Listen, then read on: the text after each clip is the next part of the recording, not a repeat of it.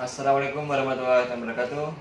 Ya, hari ini kita sedang melakukan seleksi untuk pertandingan yang akan kita laksanakan di Fakultas Hukum.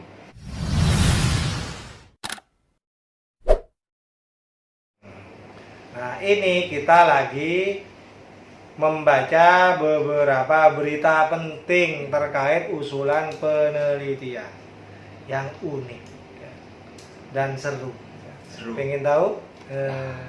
Ini saya lagi baca di Liputan 6. Liputan6.com. Nah, penasaran kan? Apa usulan penelitiannya? Yang unik. Tebak. Silahkan didengarkan ya, sambil menunggu buka puasa. Judul pertama, judulnya ini kebetulan bukan judul skripsi tentang hukum, ya. Tapi nanti ada yang skripsi tentang hukum. Ini saya tidak tahu ini judul skripsi bisa masuk ke rumpun kehewanan. Apa judulnya? Kemudian pertanian, ya mungkin masuk ya. Saya orang hukum, tapi kita juga bisa dong komentar tentang usulan skripsi ini ya kan. Judulnya apa? Nih, judulnya saya bacakan. Pengaruh kesuburan kangkung terhadap senyum kambing. Bagus kan? Bagus. Saya saja walaupun orang hukum mau saya ACC ini. Karena bagus. Ada keunikan tersendiri ya. Keunikan tersendiri. Karena ada hipotesisnya ini Mas Os. Nah, tahu hipotesis ya? Apa hipotesisnya dari sini? Ada hipotesis ya dari seorang calon peneliti ini bahwa ada hubungan, ada pengaruh antara kambing yang tersenyum terhadap kesuburan kangkung. Nah, coba gimana cara ngukurnya? Ada nggak hubungannya antara senyum kambing dengan kangkung yang tumbuh itu? Tahu nggak gimana kambing tersenyum? Nah, kalau nggak tahu ini lah contohnya. Silahkan. Bukan. Unik kan? Nah, saya saja sekali lagi walaupun orang hukum saya bisa ACC Mas.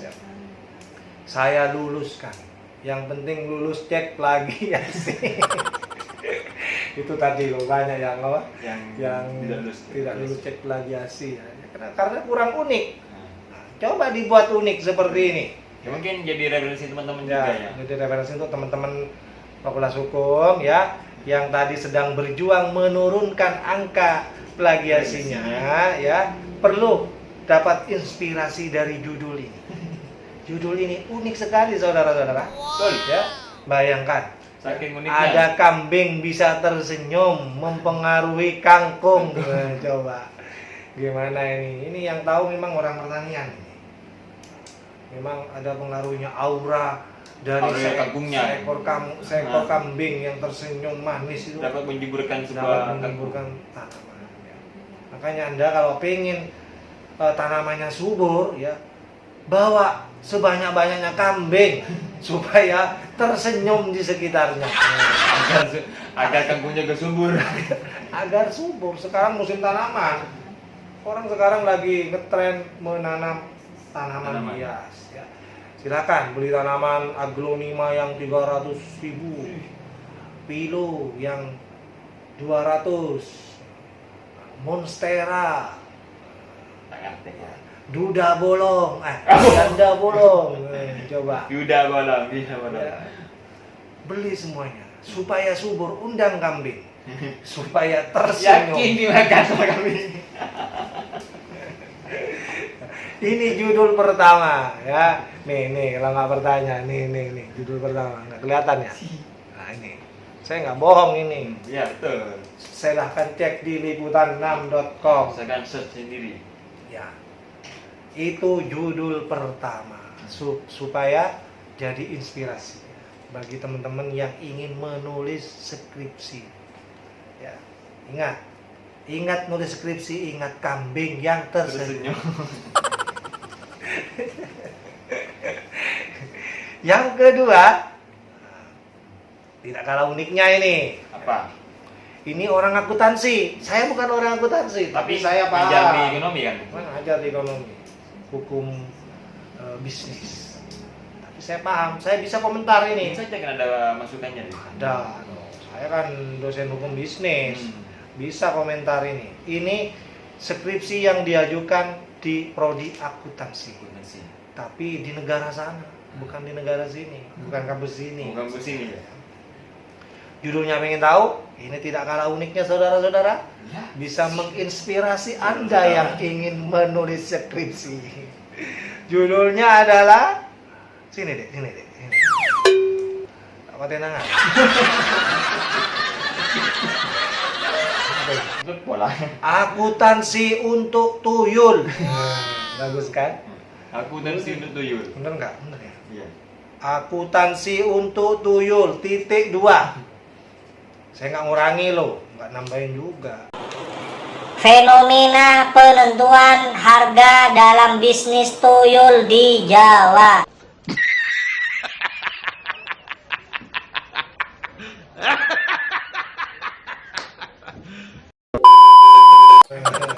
Gimana coba saudara-saudara? Unik nggak? Menarik. Ini kalau diusulkan dan saya kaprodinya, saya ACC. Karena dijamin ini unik, tidak akan kena cek plagiasi. Berem aja lah tahu cerita tuyul. Nanti tuyulnya diwawancarai supaya memberikan informasi tentang harga. Ngundang atau tuyul jadi. Iya, saudara-saudara. Nanti ini pengujinya dari jin dan tuyul-tuyul senusantara. Ada saya grandong saya. Tapi saya enggak. Ini grandong saya ngajukan. Bukan. Ini kalau di ACC pembimbingnya ini harus tahu yang pertuyulan. Saya bukan pertuyulan.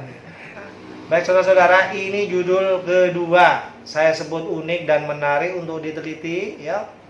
Tentang akuntansi pertuyulan. Silakan yang belum dapat judul ya. Jadi referensi judul diajukan ke prodinya ya. Bisa nggak diteliti tentang akuntansi tuyul ini ya. Harga tuyul di Jawa berapa harganya ya, silakan tanya ya. Ini judul yang kedua. Gimana saudara-saudara? Kurang unik? Ada yang lebih unik daripada ini masih saudara. Gimana saudara? Ini untuk jombloan dan jomblowat. Nah, yang kemarin yang belum move on mungkin ya. Yang belum move on, silakan ya dengarkan judul ini. Barangkali jadi inspirasi ya, karena Anda mengalaminya. Kalau saya nggak mengalami. Sama saya juga. Kalau Mas Os nggak tahu saya. Iya. Enggak, Mas Os enggak juga ya. Karena Mas Os sekarang sudah ada yang punya. Jadi dilarang menaksir Mas Os. Enggak apa-apa. Ini Mas Os sendiri, bukan saya ngarang-ngarang loh. Nah, ini untuk para jombloan dan jomblowati, kayaknya harus baca judul skripsi ini. Nah, yang jomblo silakan kalau belum nemu judul. Ini dari kampus terkenal loh. Gimana? Ya. Kampus terkenal ini lambang logo kampus apa ini ya? Saya bacakan aja. Diponegoro. Universitas Diponegoro, Semarang. Saya tahu karena saya dulu kuliahnya di Semarang, Mas. Diponegoro. Ya dekat situ lah pokoknya. Saya nggak mau menyebut kampus ya, karena takut keliru bulan Ramadan sekarang ya. Nanti kalau mau saya kasih tahu kalau sudah selesai bulan Ramadan. Ya. Nah, ini judulnya Mas Os, saya baca ya, kurang jelas saya ini nanti. Karena mata saya kalau sudah sore ini sudah tinggal 5 watt. 5 watt ya. Ini judulnya analisa daya tahan jomblo terhadap gaya tikung lawan pada gebetan setarget. Gebetan setarget. Saya ulangi sekali lagi saudara-saudara supaya Anda jelas memahaminya ya. Analisa daya tahan jomblo terhadap gaya tikung lawan pada gebetan setarget. Gimana saudara-saudara? Ini ada gangguan iklan. Nah itu. Mari benar. Matikan dulu, Mas. Matikan dulu. Ya, kembali lagi. Ada teknisi. Ada iklan. Ini memang kalau acara begini iklannya banyak, Mas. Ya. Iklannya banyak, makanya saya nggak mau terlalu banyak iklan. Kenapa? Karena kalau banyak iklan ini mengganggu fokus kita pada sore hari ini ya. Karena kita sedang melayani mereka-mereka yang galau dengan skripsinya masing-masing. Ya, makanya iklannya dikurangi. Sudah galau. Karena kita sudah banyak dapat iklan ya. Berarti keren, dapat iklan sendiri. Ya, ini banyak ini paling tinggi nih yang ratingnya. Iklannya. Iklannya paling banyak. Jadi cukup iklannya nggak usah banyak-banyak jadi supaya tidak mengganggu mereka yang lagi galau menyusun skripsi. Kita kasih petunjuk dengan sesuatu yang inspiratif. Ini ya, saya ulangi sekali lagi. Karena tadi iklannya terlalu banyak ya. Supaya ingat, analisa daya tahan jomblo terhadap gaya tikung lawan pada gebetan setarget. Seorang jomblo harus mau bertahan Bertahan untuk mencapai kemenangan dalam persaingan. Bisa saja targetnya sama, saudara-saudara. Hati-hati. Hati-hati di tikung. Ya, di pertigaan Saronggi bisa kalah saudara-saudara ya. Nah, ini untuk para jombloan Dan melewati. dan jomblowati harus pasang alarm mulai sekarang. Jangan sampai kalah dengan mereka-mereka saingan-saingan yang lain. Ya. Jangan kemudian sok idealis. Itu orang idealis tuh kalah kalau urusan dalam percintaan gitu. Nggak tahu. Banyak contohnya sudah. Ya. Jadi gara-gara idealis dia malu untuk menyampaikan perasaannya kepada si dia. Akhirnya ke dahulu. Bikin sama yang lain. Ayo, siapa yang ngalami ayo. Nah, makanya idealis itu boleh, tapi juga harus realistis. Kalau mereka-mereka yang tidak idealis, yang biasa-biasa itu, Mas. Gimana? Nah, itu berpikirnya itu realistis. Tapi saudara-saudara di tikungan dia nyalip saudara-saudara. Tidak tahu ternyata ketikung. Nah, makanya ini peringatan bagi yang idealis dalam urusan percewean, percowokan kalau ceweknya juga kan. Iya. Itu tidak terlalu idealis tuh nggak apa-apa. Yang penting punya kepercayaan diri yang tinggi. Tips and trick. Nah, ini tipsnya ini. Supaya bisa bersegera menyampaikan kepada targetnya berdasarkan isi skripsi ini. Saya walaupun baca skripsinya tahu, Mas. Nah, apa? Arahnya kemana ya? Arahnya kemana? Kira-kira pakai metode apa ini? Ini empiris ini. Empiris, nggak bisa normatif. Nggak bisa kalau normatif ini. Kalau normatif ini malah nggak menarik. Ini bisanya yang empiris. Ya. Silahkan, siapa yang mengalami tulislah dalam sebuah penelitian. Ya. Bisa jadi Bisa jadi saudara-saudara yang mengalami yang ditikung di pertigaan Saronggi itu bisa menuliskan skripsinya, ya. Diabadikan dalam sebuah penelitian skripsi supaya apa yang dialami ya bisa diingat sepanjang umur. Nah, coba ya kan. Tapi yang diingat baik-baiknya. Baik-baiknya, jangan yang buruk-buruknya. Jadi jangan buruk-buruknya. Baik yang di rumahnya maupun baik yang di kampusnya diingat semua. Tapi kalau belum move on, biasanya susah. Ya. Hah? Susah. Mau on itu apa? Kalau belum move on. Hah? Aku seru kerja. Siapa? Seru sih video naro. Coba kerja TV. Masih ya Bang. Aku jadi omongan begini ini puasa ini. Puasa. Jangan buka kartu di sini. Parah. Nah, itu saudara-saudara, ya, semoga menginspirasi. Kemudian berikutnya, ini cocok bagi yang galau. Ada hubungannya dengan yang tadi berarti. Ada yang galau. Jangan-jangan ini lawan katanya.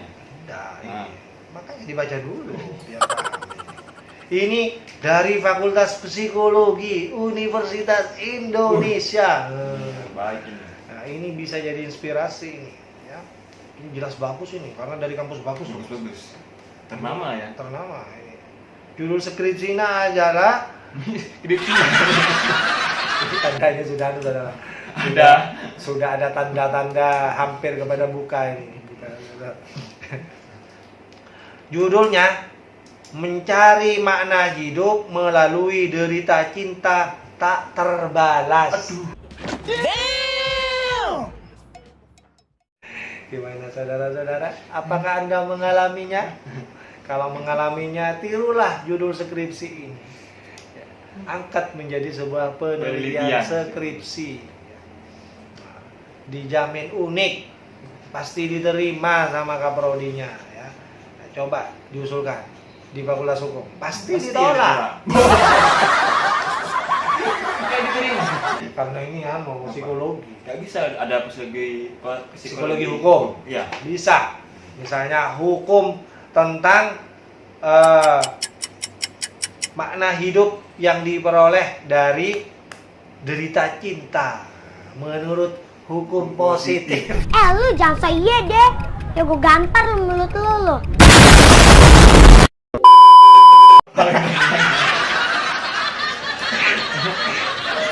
Baca BW Bandelekuet Book Tentang orang. buku 1 tentang orang. Nah, coba ini kan tentang orang yang lagi mengalami derita cinta dalam perjanjian cinta kasih. Nah, kan? Hukum perikatan. Buku ketiga. Yang ketiga. Pinter ini saudara, lebih pinter dari dosennya. Coba urusan perikatan cinta tapi bukan perikatan yang lain ya. Gitu ngerengnya. Oh ya kayak ding lah. Ini aja hapus. Nah ini sangat menginspirasi sekali. Walaupun ini muncul dalam judul skripsi psikologi, tapi tidak menutup kemungkinan juga bisa dikembangkan dalam judul skripsi yang lain di Fakultas Pertanian, di Fakultas Hukum, ya kan?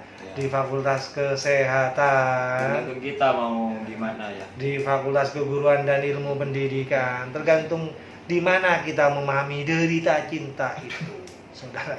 Pendidikan derita cinta bisa diangkat di FKI, PDP, Pendidikan Derita Cinta. pendidikan melalui derita cinta yang berliku-liku, ya kan?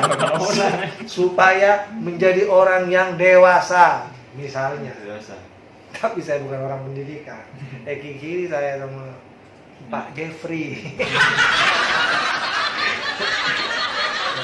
Yang Fakultas Pertanian.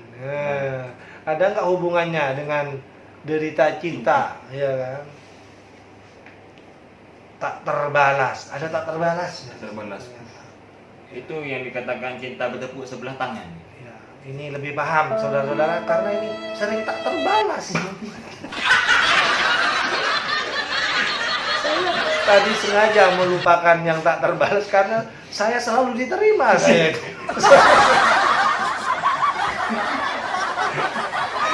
Jadi saya nggak punya pengalaman itu. Yang punya adalah Ustadz Oos, saudara-saudara. Ya burung kopi bikin baju ya. Nah, ini yang skripsi Yang ketiga. tentang yang dari Liputan 6.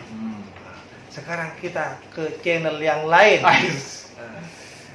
Judul-judul skripsi yang diterbitkan oleh channel Patean TV.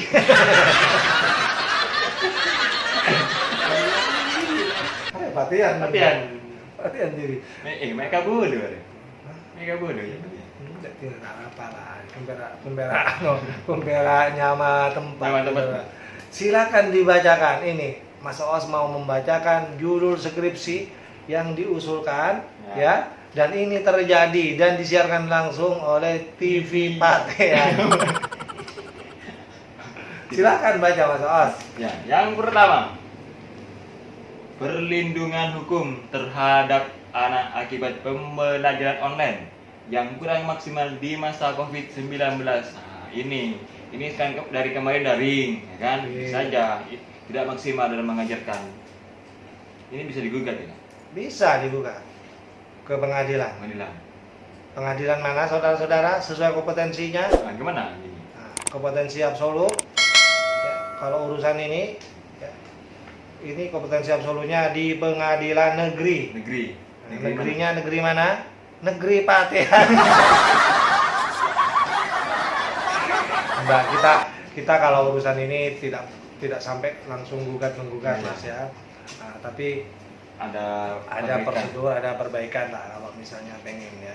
Nah, jadi kalau misalnya ingin tahu perlindungan hukum bagi mereka yang merasa dirugikan karena sistem pembelajaran yang serba daring ini, ya ada prosedurnya. Ya, kita siapkan prosedurnya. Makanya juga teman-teman juga harus kreatif, Kak. Tidak berpacu pada yang mengejarkan online itu. Jadi harus belajar di luar gitu. Ya, saya bukan hanya online, saya offline juga, luring juga, ya. Makanya kalau mau belajar dengan saya bisa di daring, oke, ya kan? Ada Zoom, pakai Classroom, pakai YouTube, ya. Bisa juga di Jawain. Bisa ya, bisa. Boleh, Contohnya, boleh. contohnya ya. Bisa juga di masjid. Biar adem tentrem. Ya, biar adem tentrem. Nanti saya kuliahkan saudara-saudara semuanya dengan tempatnya di masjid. Coba yang merasa dirugikan dengan sistem belajar online, nanti untuk Ajak ke kuliah masjid. saya akan saya selenggarakan di masjid. Gimana? Bagi yang mengusulkan ini, ya, saya jawab. Anda dijamin tidak dirugikan. Ada solusinya kalau kuliahnya saya. Nanti saya ajak kuliah di masjid khusus di bulan Ramadan. Setiap malam. Habis sholat tarawih, mendengarkan kuliah tarawih. Itu. Apalagi Mas Os? Ada. Ini yang unik ini. Tindak pidana pembunuhan dengan menggunakan sianida oleh istri akibat pebinor di Kabupaten Sumeneb. Nah, ini kayak kasusnya Mirna kemarin. Mirna. Iya, pakai sianida. Mirna itu kenapa apa namanya? Kenapa dia kena racun? Apa?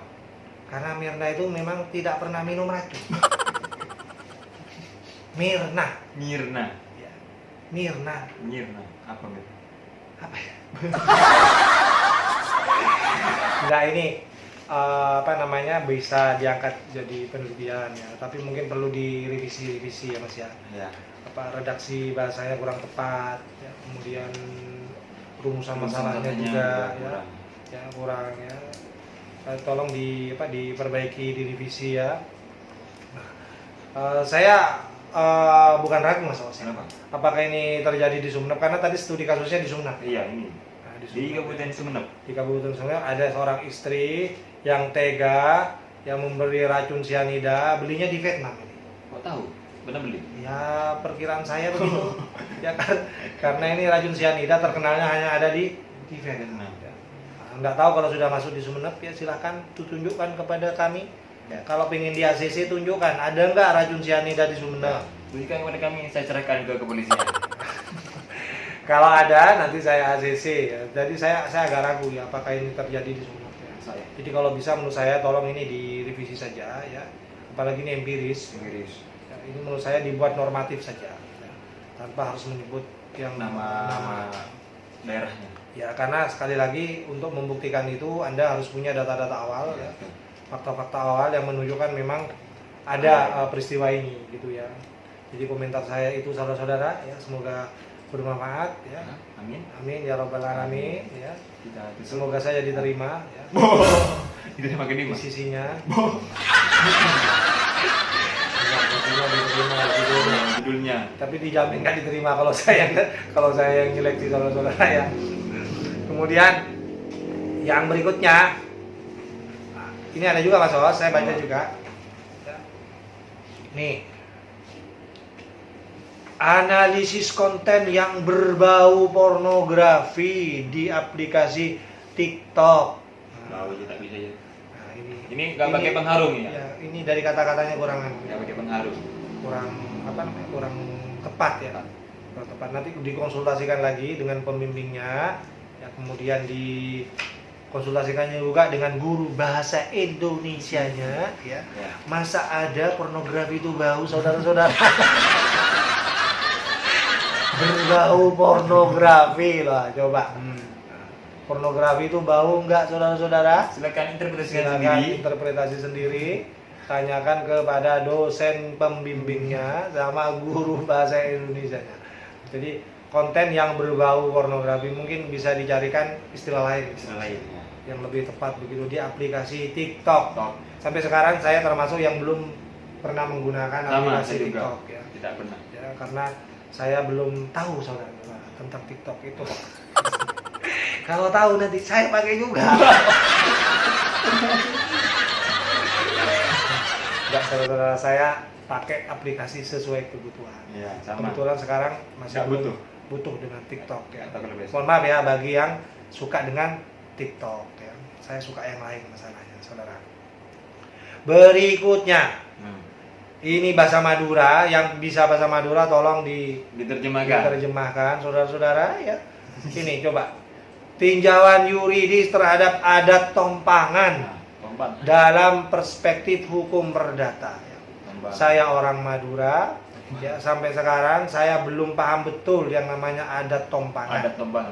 Adat tompangan ini yang saya pahami, Mas Os, ya. Ya. Tompangan itu maksudnya Nimbun ya, bukan? bukan numpang. Kalau bahasa Indonesia itu numpang, Pak. Jadi Alat menumpang. ya menumpang. Jadi kalau misalnya saya mau ke Saronggi, numpang di mobilnya orang. Itu terus dalam adat tempat tompang. Ya, itu sama dengan numpang.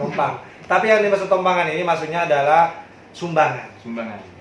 Jadi dia numpang barang atau sesuatu yang berharga Menyumbangkan. lainnya, menyumbangkan kepada orang lain yang ada gawe gitu, apakah itu pesta perkawinan, ya, Biasanya kebanyakan pesta perkawinan. pesta perkawinan. Jadi dia ngasih tompangan beras 1 kuintal atau Kembalinya. uang sekian juta, ya. Nah, itu apakah itu berakibat hukum atau tidak? Ya. Apakah itu ada kewajiban dikembalikan atau tidak? Karena itu adat, Adat. tidak tertulis, saudara-saudara. Ya. Jadi kita menyumbang orang, numpangi ke orang berupa beras itu semestinya karena sukarela, karena ingin membantu yang punya hajat. Meskipun nanti Ya. tidak dikembalikan Meskipun oleh tidak dikembalikan, mestinya itu nggak apa-apa. tidak apa-apa, ya. Karena ini adat. Adat. Nah, adat itu memang tidak tertulis, ya. Memang tidak ada kewajiban secara hukum harus mengembalikan. Ya. Tapi secara moral pasti yang kena tompangan itu, ya, merasa berkewajiban, merasa saja berkewajiban untuk mengembalikan. Ya. Jadi nanti ini menurut saya ini kalau perspektifnya hukum ini saya kira memang agak susah, ya, memahaminya. Ya.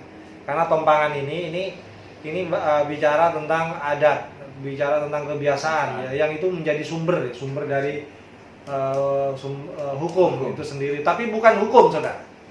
Belum tentu menjadi hukum, ya. Belum tentu menjadi hukum. Menjadi sumber hukum, iya. Ya, menjadi sumber hukum, ya. Tapi kalau hukumnya, ya, ini masih kita diskusikan. Jadi itu sekedar mengomentari adat tompangan. Ya.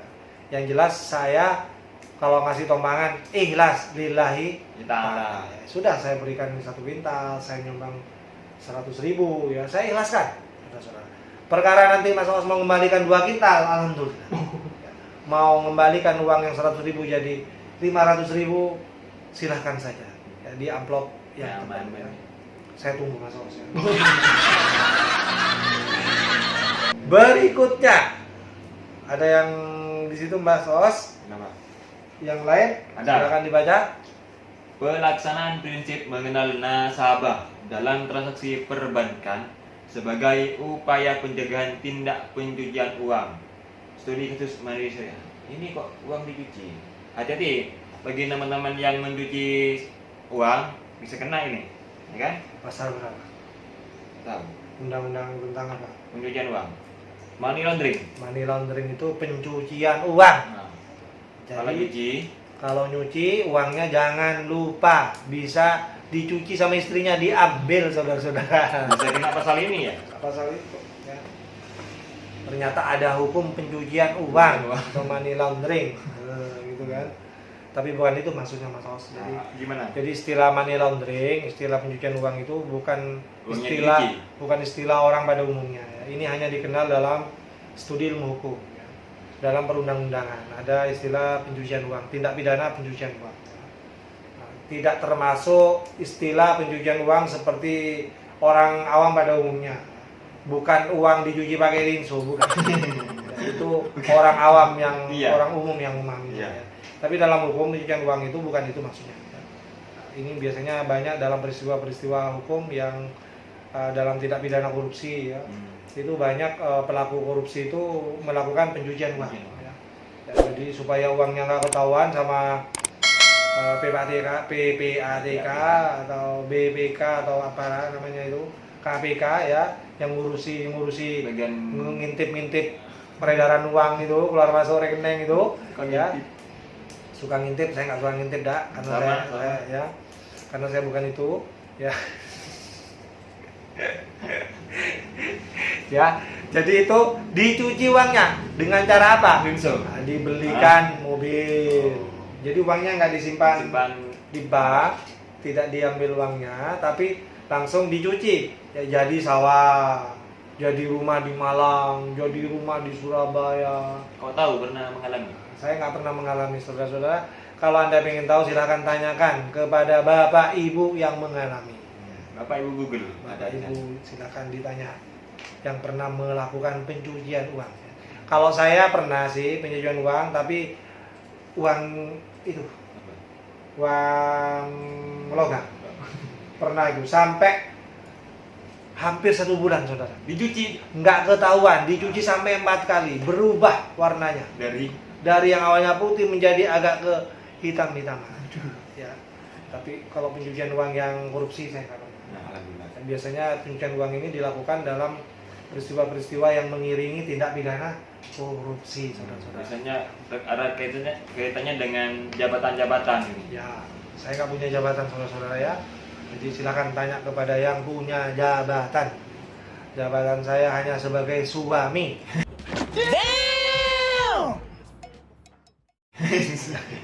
Sebagai ayah dan tidak pernah melakukan pencucian uang. Hanya istri saya yang melakukan pencucian uang. Enggak, karena kenapa sering melakukan pencucian uang? Karena saya sering lupa dengan uang saya ada di dikembalikan saku gitu. Dikembalikan kadang 10.000. Kalau itu disyukuri, kalau melakukan pencucian uang yang seperti itu disyukuri. Oleh Istri saya. Karena lumayan dapat tambahan uang belanja 10.000, 20.000 gitu. Itu. Yang lain silakan Mas Os. Masih ada waktu. Ya, ini ada analisis kriminologis terhadap penggelapan uang dana bantuan penanggulangan wabah COVID-19. Ini kok penggelapan ya? Nah, ini artinya saudara, yang mengusulkan suka yang gelap-gelap. Nah, saya kebetulan tidak hidup dalam dunia kegelapan, jadi saya tidak bisa mengomentari tentang peristiwa ini. Bimbing apa? Hah? Bimbing apa? Oh, saudara-saudara, mohon maaf. Ini ternyata bimbingan saya, jadi malu saya. Kalau saya tolak ini. Ya, ini Mas, ini sudah saya tolak ini. Oh, sudah tolak. Ya, supaya diperbaiki. Jadi orang Sumenep itu bersih-bersih. Tidak ada yang gelap-gelap. Tidak ada yang gelap-gelap. Selalu cerah, terang. Dalam hal menyalurkan bantuan COVID selalu jernih, terang, bersinar. Kayak gitu. Seperti matahari, tidak ada kegelapan di dalamnya. Ya, semuanya jujur, transparan. Hah? Jangan siapa?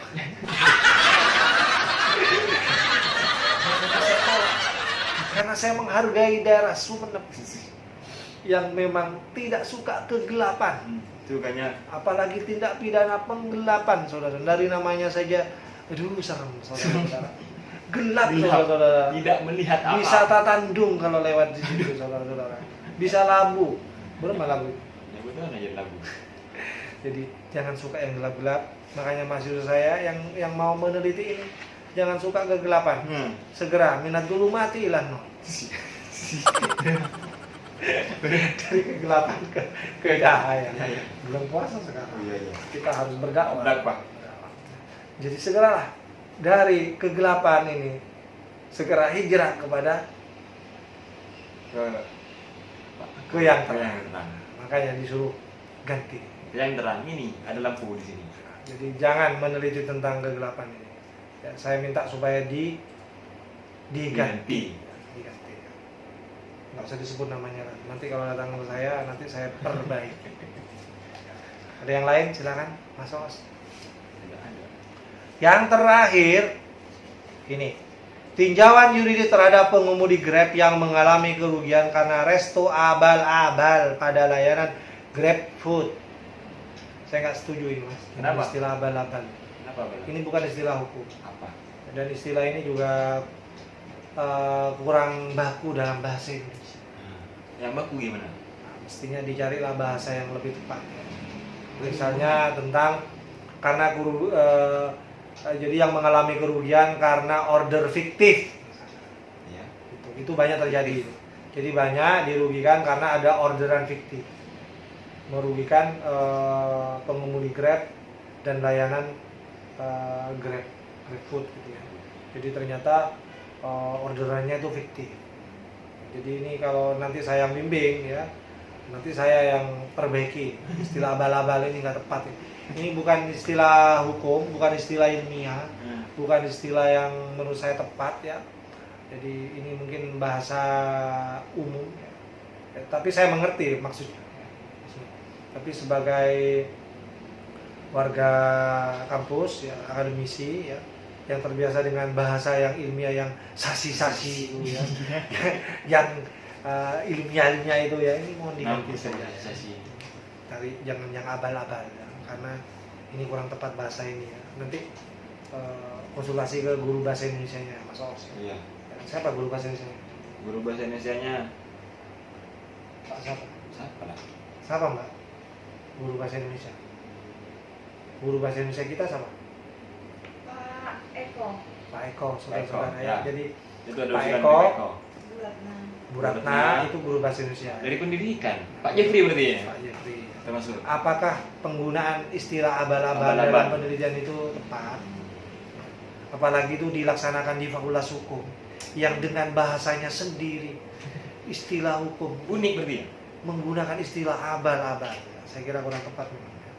Sebagai orang hukum saya menilai kurang tepat, saudara. Ya, tapi kalau misalnya mau dikonsultasikan lagi ke dosen bahasa Indonesia nggak apa-apa, barangkali tepat ya. Karena saya tidak punya ilmunya tentang bahasa Indonesia. Saya lebih bisa berbahasa Inggris, berbahasa Arab, berbahasa Madura, bahasa Jawa. asing semua. Jawa. Bahasa Jawa gampang. Bahasa Madura itu yang susah. Bahkan kata teman saya, bahasa Madura itu lebih asing daripada bahasa asing, saudara-saudara. Asing di negara Makanya sendiri. Madura itu akan bahasanya menjadi bahasa asing sedunia. Karena lebih asing daripada bahasa Inggris. Kalau saya nanti berpidato di PBB menggunakan bahasa Madura, Apa BBB? Perserikatan Bangsa. Nah, juga ambil partai. Dijamin tidak ada yang paham. Kenapa? Karena bahasa asing, saudara-saudara.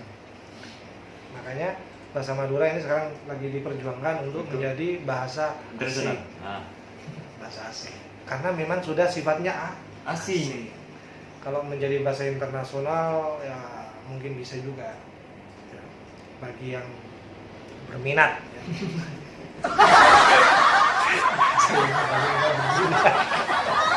Tapi orang Madura ini hebat-hebat. Tidak semuanya orang Madura ini ada di Madura. Ada di Malaysia, ada di Hong Kong, ada. Seluruh Indonesia ada orang Madura. Di seluruh dunia. Iya, ada. Jadi Madura ini tidak kalah dengan orang Cina. Cina. Cina ada di seluruh dunia, Madura pun ada di seluruh dunia. Enggak. Ya. Sayang belum jadi negara. Sudah. Sudah. Dulu. Sudah pun.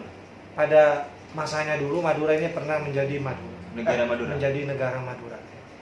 Cuman setelah Indonesia merdeka, ya, dalam sejarahnya Madura itu di zaman tahun berapa gitu, mungkin buyut saya belum lahir mungkin. Ini berdasarkan ceritanya Madura ini pernah menjadi negara. Nah, tapi dalam perkembangannya kemudian kita masuk dalam NKRI. Dulu di Nusantara ini banyak negara-negara, termasuk Madura ini.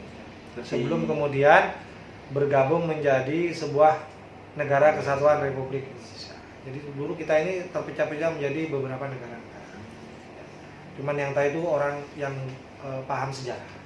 Kalau saya ini tidak tahu sejarah. Saya juga bukan sejarawan. Bukan sejarawan saya. Cuman tahu sejarah hidup saya saja. Sejarah hidup keluarga saya. Riwayat hidup juga. Riwayat hidup, kurikulum vitae itu saya tahu.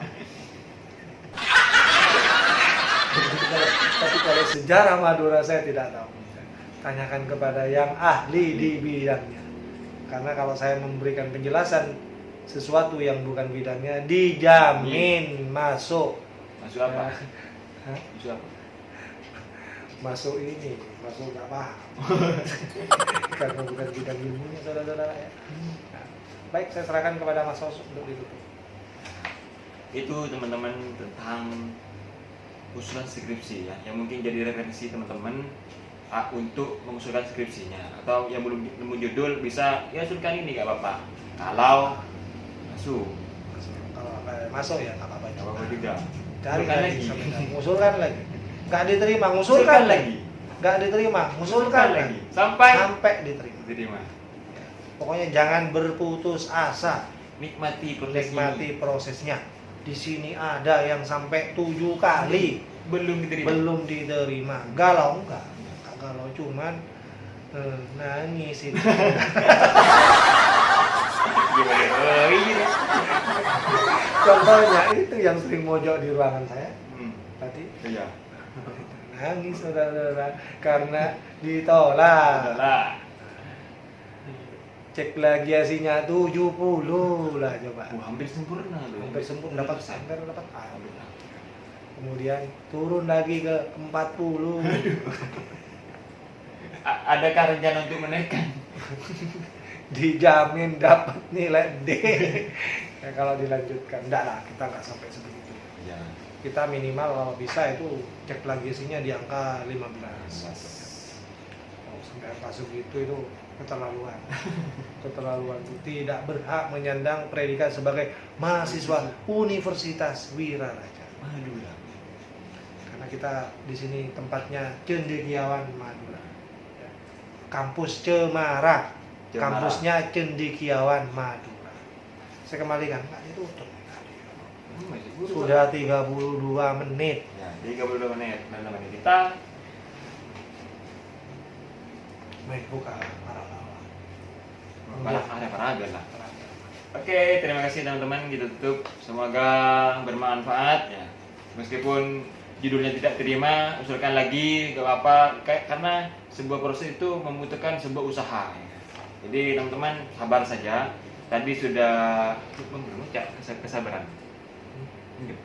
Ya, kesabaran. Kesabaran. Latihan kita di Latihan. bulan Ramadan ini dilatih untuk bersabar. Nah, itu. Ya. Walaupun misalnya tidak diterima, ditolak berkali-kali, bahkan tidak lulus cek plagiasi, ya, yang sabar. Ya. Ya, seandainya nanti misalnya tidak lulus pun yang sabar. Sabar. Ngulang Ngulang lagi, lagi. ngulang lagi sampai lulus. Ya. Semangat, jangan patah semangat. Supaya sampai di Lebaran nanti. Kan lulus juga itu. Ujian lebaran. Ujian Lulus. di bulan Ramadan. Lulus ujian. Toto. Kata Ada juga lah. Pak. Oke, terima kasih teman-teman. Mohon maaf kita sedikit bercanda. Semoga banyak. Ya, kita sebanyak-banyaknya bercanda. Mohon maaf, terima kasih. Kita tutup. Assalamualaikum warahmatullahi wabarakatuh.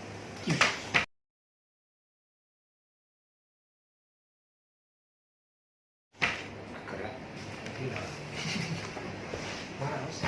Mulia Aus. Kok malah lu? Kok soal?